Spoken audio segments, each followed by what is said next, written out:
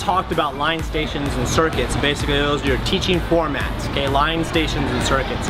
And what I want to just touch on a little bit more is how are you going to use them inside your gym and which ones are most effective for the events that you're on. Now, I mainly coach women's gymnastics, so I know men's gymnastics out there, you guys are going to have to see how you can apply this to your P-bars, your pommel horse, your rings.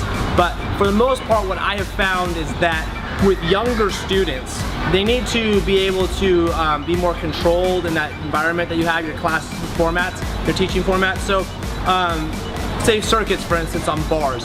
On bars and circuits, it's not as effective for younger students. It's better to have stations at bars for younger students. For younger students on floor, lines with them moving is a little bit more challenging, so stations again is a better place. But circuits on floor is also a good place to just get them moving.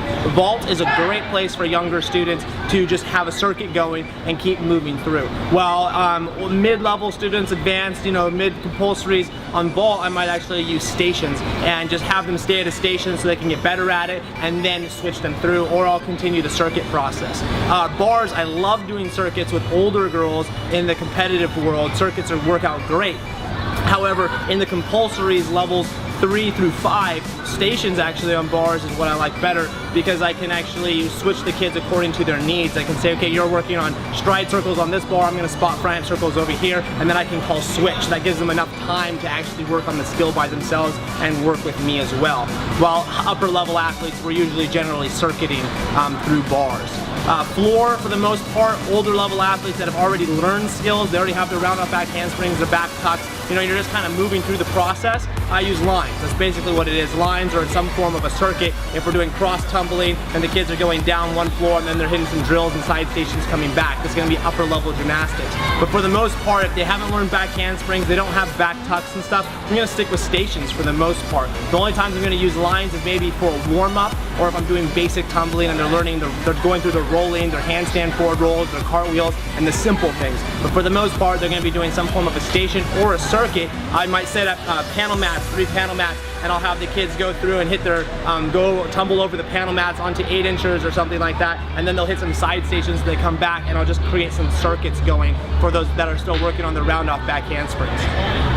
The main thing you want to know is that really think about is what formats work best for what age group on which event. And it's really going to take you trial and error to figure it out, to say, I'm going to try a circuit on bars with the younger kids. Maybe it doesn't work for me and maybe it works for you. And so you try a circuit with the younger kids on your bar setup and you say, you know what, it's working great. Perfect. And then you go try stations and you go, stations doesn't work so well on bars, circuits works better. Then really work with circuits and see how well you can get, the circuit going for you and how far you can push the kids in their gymnastics ability. But then don't be afraid to switch it up if you start getting stuck. Sometimes I'll get stuck in a progressionary level and I'll say, man, I really want to do a circuit, but the kids need to learn something that I can't teach in the circuit. So then I got to go back to stations, and so I set up stations so I can teach them, and then once they've learned it, then I go back to circuits. And so really learning how to use your line stations and circuits and what event you use is really going to up your game and your productivity as a coach on the results you're getting as you're teaching. Alright, so this is basically wraps up the whole idea of really you got to have an environment that really sets you up for success, right? And then you got to know your 3 formats, your line stations and circuits. And then really it's also understanding your line stations and circuits and knowing which events they actually work best on and how do you use them based off of age level and skill level. And then other than that, now it's diving into more building relationships with the students and as long as also building skill progressions, a whole another avenue. We're going to get more into kind of my teaching method as well as skill progressions as well.